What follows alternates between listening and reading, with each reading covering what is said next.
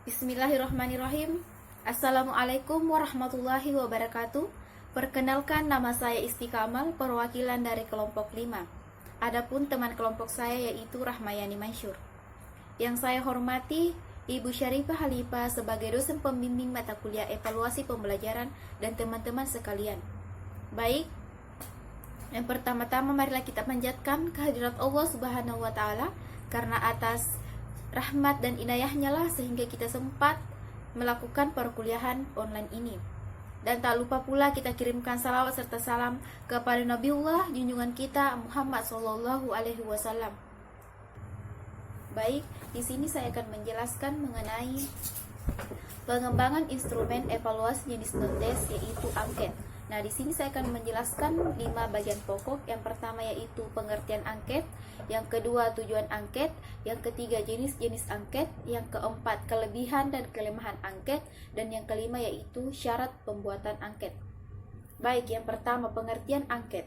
Pengertian angket adalah suatu teknik pengumpulan informasi yang memungkinkan analisis, mempelajari sikap-sikap, keyakinan, perilaku, dan karakteristik beberapa orang utama di dalam organisasi yang bisa berpengaruh oleh sistem yang diajukan atau oleh sistem yang sudah ada.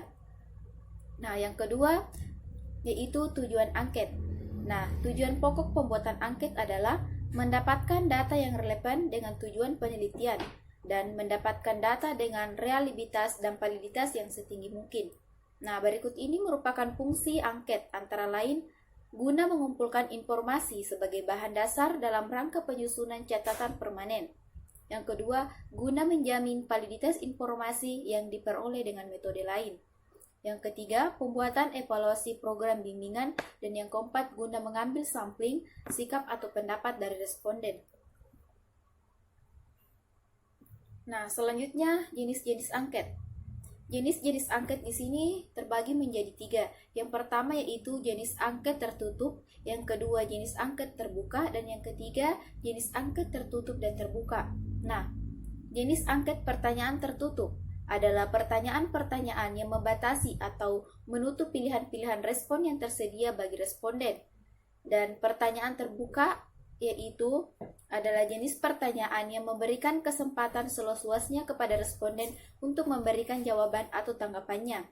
Dan terakhir yaitu pertanyaan terbuka dan pertanyaan tertutup adalah campuran antara pertanyaan terbuka dan pertanyaan tertutup.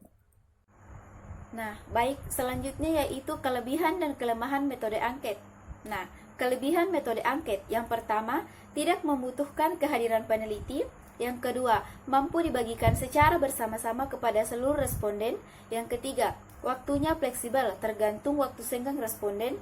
Yang keempat, dapat dibuat anonim atau tanpa nama sehingga responden tidak malu dalam menjawab pertanyaan yang diajukan. Dan yang kelima yaitu pertanyaan dapat distandarkan. Nah, berikut ini juga merupakan kelemahan dari metode angket. Yang pertama, responden sering tidak teliti. Terkadang ada pertanyaan yang terlewatkan.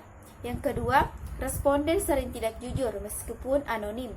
Yang ketiga, angket sering tidak kembali apabila dikirim melalui pos ataupun jasa pengiriman lainnya. Dan yang terakhir yaitu responden dengan tingkat pendidikan tertentu kemungkinan kesulitan mengisi angket.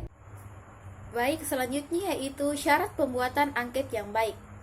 Syarat-syarat yang harus dipenuhi guna membuat angket yang baik adalah: yang pertama, pertanyaan dibuat dengan bahasa yang jelas dan tidak multifasir. Yang kedua, pertanyaan berkaitan dengan masalah yang hendak dipecahkan dalam penelitian dan menggunakan bahasa yang baku dan mudah dipahami. Yang ketiga, banyak membaca jurnal yang berjudul tentang penelitian-penelitian dengan metode pengumpulan data menggunakan angket. Dan yang terakhir yaitu guna mendapatkan hasil yang lebih maksimal. Tidak ada salahnya sebagai peneliti yang memberikan angket kepada responden memilih waktu yang tepat dan usahakan jangan sampai mengganggu pihak responden. Nah, baiklah, itulah tadi materi yang sempat saya jelaskan pada kesempatan kali ini. Lebih dan kurangnya mohon dimaafkan. Wassalamualaikum warahmatullahi wabarakatuh.